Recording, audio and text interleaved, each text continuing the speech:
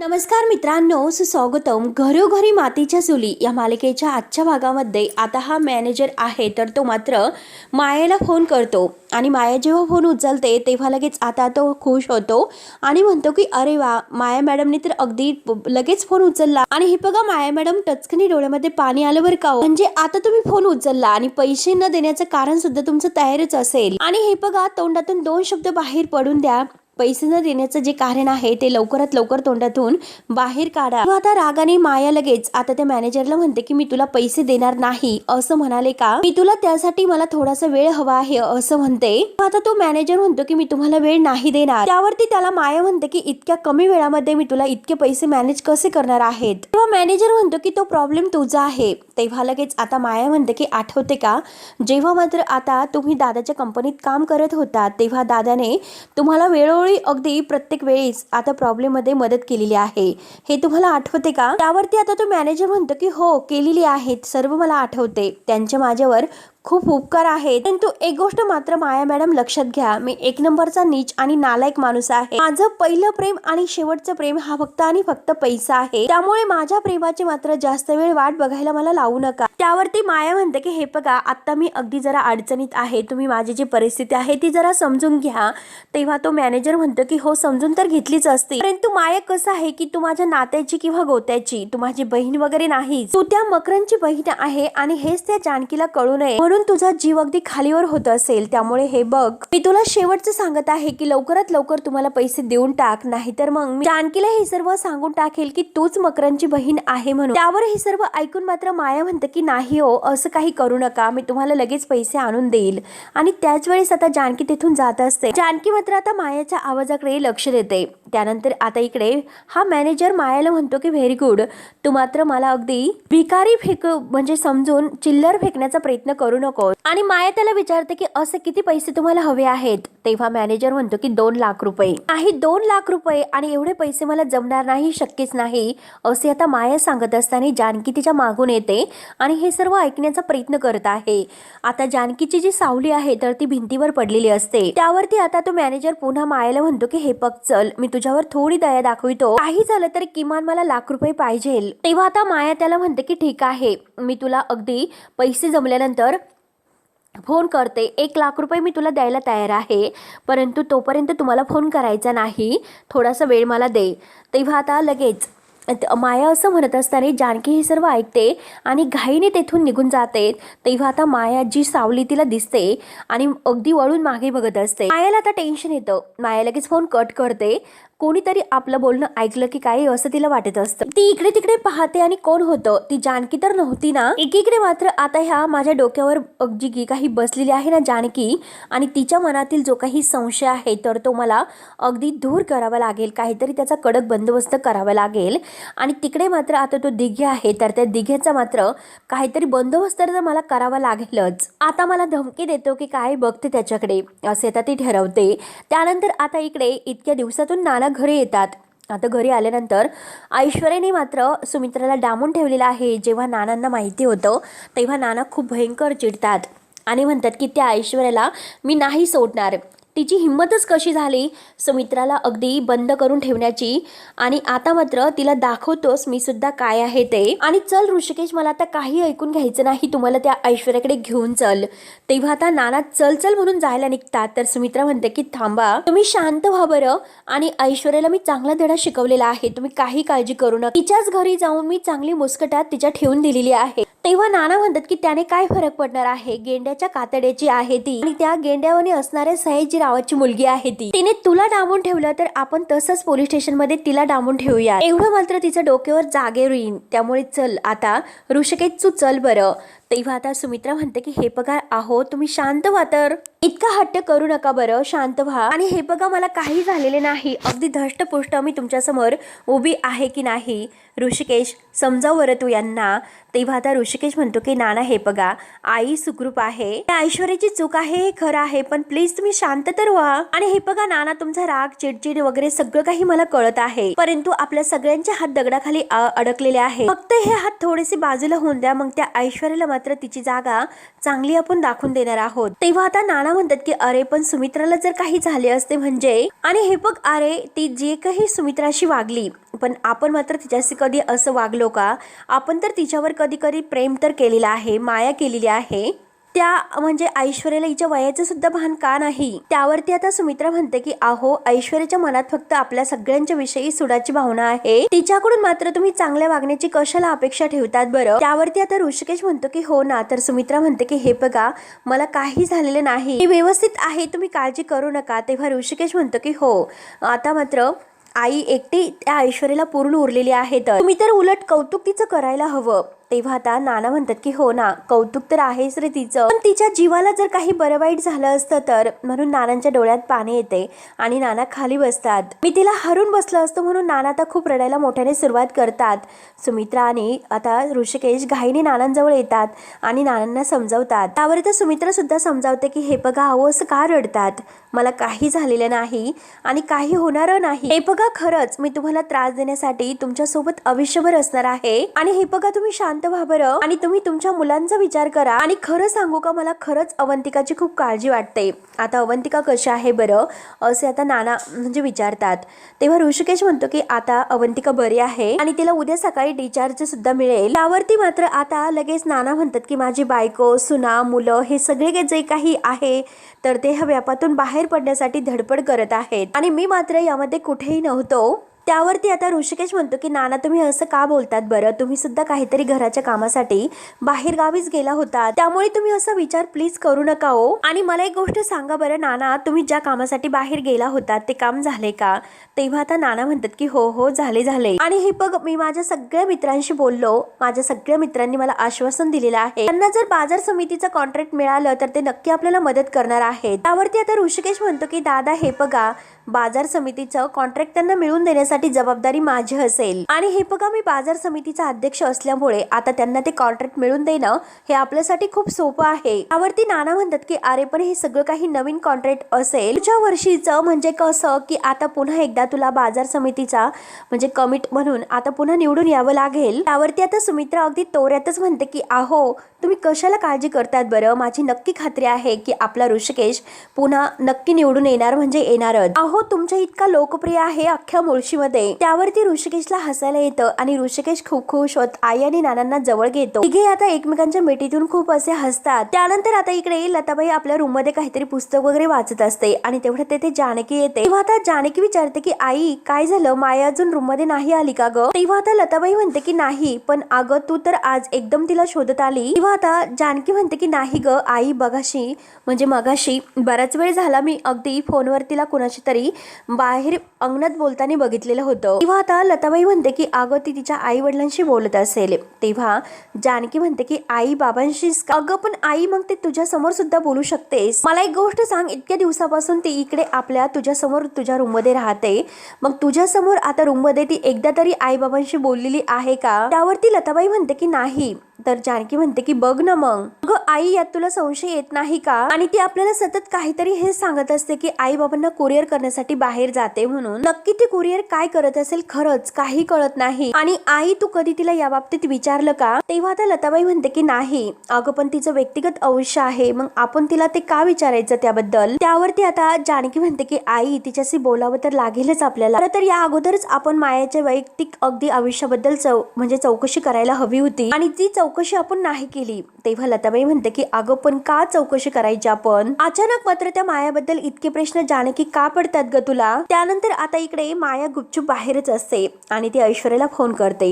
ऐश्वर्या तिला विचारते की काय झालं, तू इतक्या रात्री कशासाठी फोन केलास? तेव्हा माया म्हणते की ऐश्वर्या एक प्रॉब्लेम झालेला आहे, तू माझी मदत करशील का? त्यावरती ऐश्वर्या म्हणते की काय झालं? आता माया म्हणते की मला पैशांची अर्जंट गरज आहे, देशील का तू काही पैसे? त्यावरती आता ऐश्वर्या म्हणते की ऍक्च्युली कसं आहे माया, कारण मास्कमॅनने जे पुढचे पैसे आहे ठरलेले ते काही अजूनपर्यंत माझे दिलेले नाही. तू सांग मी तुला पैसे कसे देणार बरं? त्यावर त्या माया तिला म्हणते की हे बघ अगं तुझ्याकडे तुझे पैसे असतील, माझ्यावर विश्वास ठेव, तू तुझे पैसे तुला खरंच परत करेल, पण आता प्लीज मला पैशांची खूप गरज आहे. त्यावरती ऐश्वर्या म्हणते की अगं विश्वास तर ती माझ्या मॉम आणि डॅडवर सुद्धा ठेवत नसते. अगं हे बघ, मी तुला किती वेळेस विश्वासानेच विचारलं की मास्कमॅन बद्दल मला काहीतरी सांग, तर त्या मास्कमॅन बद्दल तुम्हाला काहीच सांगितलेले नाही, तुझ्या भावाबद्दल सुद्धा काही सांगितलेले नाही, आणि तू मात्र विश्वासाच्या गोष्टी माझ्याशी करतेस का? मुळात म्हणजे विश्वास हा कमवावा लागतो आणि तो विश्वास तुला कमावणे अजिबात जमलेलं नाही, हे लक्षात ठेव.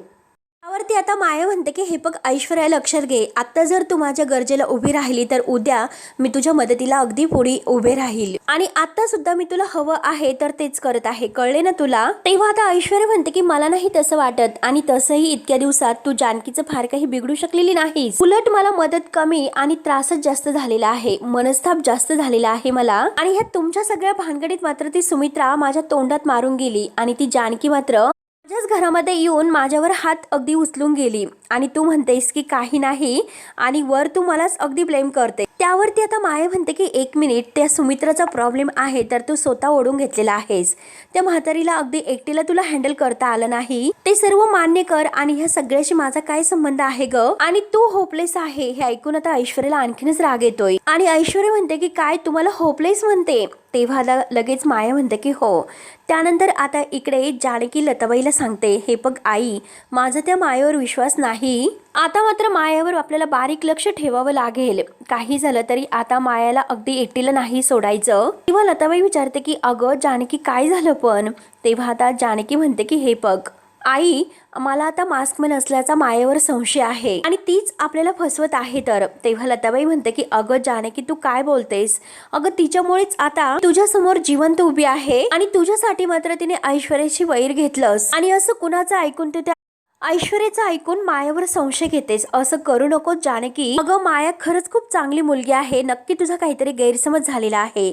त्यावरती आता जानकी म्हणते की हो माझा गैरसमज असून दे, नाहीतर आता हे सगळं काही खरं न ठरवून दे. माया एक चांगली मुलगी असावी असं मला सुद्धा वाटत आहे, पण आई तसं नाही, कारण आता त्या मायावर मला दाट संशय यायला लागलेला आहे आणि या सगळ्या कारस्थानामागे मायाच असू शकते असं आता मला वाटत आहे. आणि हे बघ आई, आपल्याला सगळ्याच गोष्टीची सखोल अशी चौकशी करावी लागणार आहे. तर काही झालं तरी मास्कमॅन पर्यंत आपल्याला पोहोचायचं आहे आणि त्यासाठी मात्र मायावर आता आपल्याला अगदी बारीक नजर ठेवावी लागणार आहे. तर त्यानंतर मात्र आता इकडे ऐश्वर्या मायाला म्हणते की हे बघ, आता ही होपलेस जी ऐश्वर्या आहे ना, तिचे तू अगोदर पैसे दे आणि मग त्यानंतर मी तुला पैसे द्यायचे की नाही हे विचार करून सांगते. त्यावरती माया म्हणते की ऐश्वर्या तू माझ्यावर किती डिपेंड आहे हे मात्र त्याची आठवण करायला देवायला लावू नकोस. आणि हे बघ, एका माणसाला मला अर्जंट पैसे द्यायचे आहेत, त्यासाठी मी तुला विनंती करत आहे, काही झालं तरी मला पैसे दे म्हणून. त्यावरती आता ऐश्वर्या सुद्धा स्पष्ट म्हणते की मी तुला पैसे नाही देऊ शकत, पैसे मी तुला नाही देणार हे कळलेच असेल तुला. जोपर्यंत तुम्हाला मास्कमन आणि मकरंद या दोघांना नाही भेटवत तोपर्यंत मी काही तुझी मदत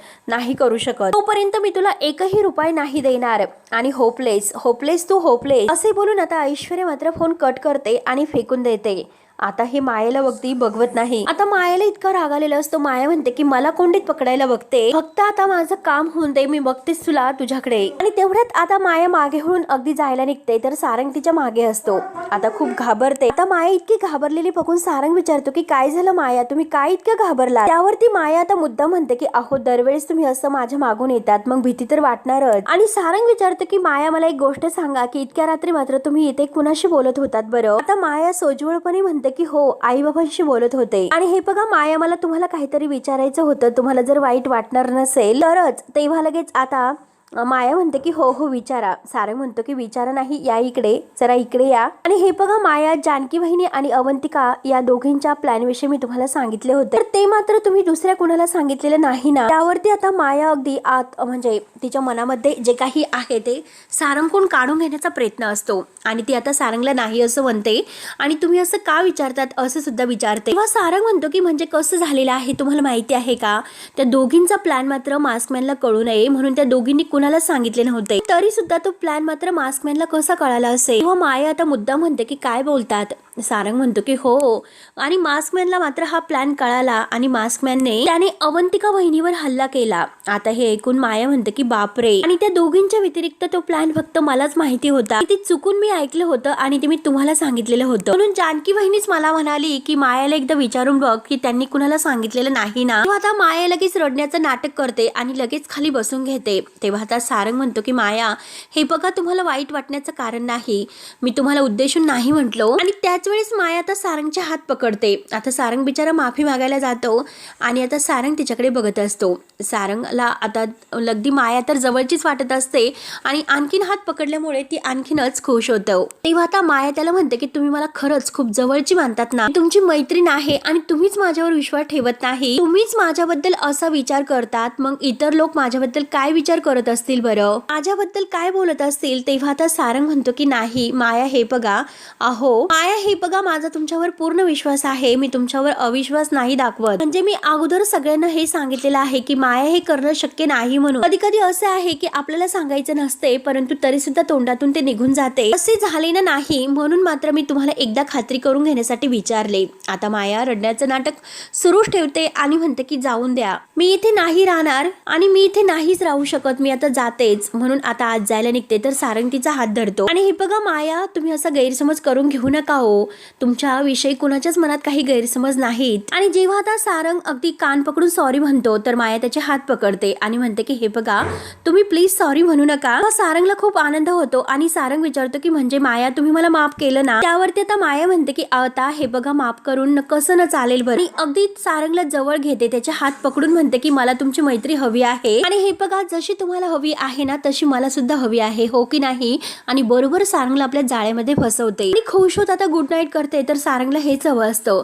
तो बरोबर आता हिच्या प्रेमात अडकतो आणि म्हणतो की गुड नाईट. माया आत निघून जाते परंतु सारंग तर अगदी खुशच असतो, सारखं आपल्या हाताकडेच बघत असतो. त्यानंतर आता इकडे जानकी मात्र आपल्या जे काही साड्या आहेत तर त्या घेऊन रूम मध्ये येते. तर आता ओवी अभ्यास करत असते.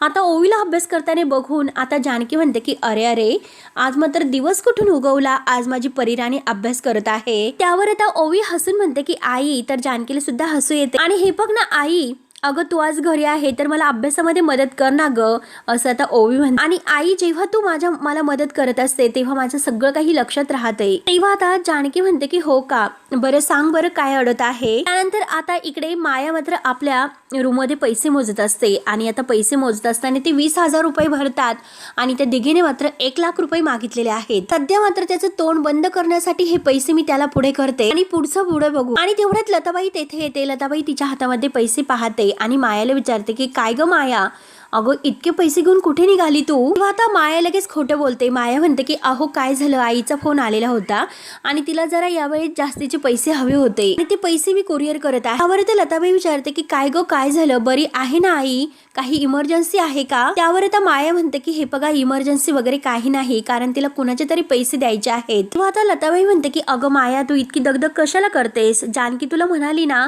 की काहीतरी मदत करते म्हणून, सौमित्राच्या मित्राला सांगून आपण जानकीला सांगू आणि जानकी त्याला सांगेल. त्यावर आता माया म्हणते की नाही नको, मी कुरिअर करते आणि हे बघा काकू आज मी कुरिअर करते पण पुढच्या वेळेस मात्र मी त्यांना नक्की सांगेल, येते मी. तेव्हा आता लताबाई म्हणते की अगं नीट जा, इतके पैसे तू नेत आहे, जरा सांभाळून जा बर का. माया आपली बॅग घेते आणि हो हो असं करते आणि निघून जाते. तर लताबाईच्या काहीतरी घोळ आहे हे लक्षात येते आणि लताबाई मात्र घाईने आता जानकीला हे सर्व सांगायला तिच्या रूम मध्ये जानकी जानकी करत येते. अगं ती माया आहे ना ती बरीचशी पैसे घेऊन कुठेतरी गेलेली आहे असं जानकीला सांगते. आईला पैसे पाठवायचे असं ती म्हणाली परंतु काहीतरी घोळ आहे ना, जास्तीचे पैसे ती घेऊन गेलीत. आता हे ऐकल्यानंतर जानकी म्हणते की आई काय बोलतेस, आणि आता ती ओवीला म्हणते की तोपर्यंत तू हा अभ्यास कर, मी आलेच. त्यावरती आता ओवी म्हणते तू तर मला अगदीच या स्टडी मध्ये मदत करत आहे, मग थांब ना. त्यावरती आता जानकी म्हणते की अगं थोडंसं समजून घे ना बाळा, आईला जरा महत्वाचं काम आलेलं आहे आणि बाहेरून आले का मी तुझा नक्की अभ्यास घेईल. आता ओवी जानकीचा हात पकडते आणि म्हणते की बघितलंस का, तू कायम हेच करत असते, कारण तुला माझा अभ्यास घ्यायचाच नसतो, माझ्याबरोबर वेळ घालवायचाच नसतो, मला सगळं माहिती आहे. म्हणून रागाने ती आता जानकीचा हात सोडते आणि रुसून बसते. जानकी म्हणते की ओवी हे फक्त तसं काही नाही आणि म्हणते की बाळा असं चिडायचं नाही, आईला काम आहे म्हणून आई अगदी कामासाठी बाहेर जात आहे. तेव्हा ओवी रागानेच म्हणते की तू माझ्याशी बोलूच नकोस, नेहमी मला प्रॉमिस करत असते आणि ते कधीही कंप्लीट करत नसते. तेव्हा आता जानकी म्हणते की ओवी तसं नाही. तर लताबाई जानकीला खुणावते तू की तू जा म्हणून आणि मी ओवीला समजावते. तेव्हा आता जानकी म्हणते की आई मी आले. जानकी आता निघून जाते. तर लताबाई आता ओवीला प्रेमाने समजावते. लताबाई ओवीला म्हणते की चल मी तुझा अभ्यास घेते, मला थोडं थोडं येत आहे, मी पण शिकेल तुझ्या बरोबर, आपण थोडं दोघी मिळून अभ्यास करूया. त्यानंतर आता जानकी मायाचा पाठलाग करत तिच्या मागे येत असते. माया पुढे असते आणि जानकी तिच्या मागे. आणि आता मात्र जानकी तिच्या मागे येत असताना आता एक बाई मात्र ओ जानकीताई म्हणून जानकीला आवाज देते आणि माया मात्र आता हे सर्व ऐकते. मायाच्या लक्षात येतं की जानकी आपला पाठलाग करत आहे म्हणून. तर जानकी मात्र अगदी त्या बाईशी बोलत असताना माया तेवढ्यात एक गाडी तेथे येऊन थांबते आणि त्या गाडीच्या मागे लपते. तेव्हा आता जानकी इकडे तिकडे बघते आणि त्या ताईनं म्हणते की आपण नंतर बोलूयात. तोपर्यंत माया तेथेच झाडामागे लपते जानकीला अगदी गुंगारा देऊन. आणि जानकी मात्र इकडे तिकडे बघत असते. जानकी आणि माया मात्र आता माया त्या झाडाच्या भोवती गरके घालत असते आणि जानकी सुद्धा आता त्याच झाडामागे तिला शोधत असते. आणि तेवढ्यात मात्र आता समोरून तो मॅनेजर दिघे सुद्धा येतो आणि तो जानकी आणि आता ह्या मायाला बघतो. आणि तेवढ्यात सुमित्राचा कॉल आहे तर तो जानकीच्या मोबाईलवर आलेला असतो. जानकी फोनवर बोलत असते की आता सौमित्र आणि ऋषिकेश घरी यायला निघाले, तू कुठे आहे बरं.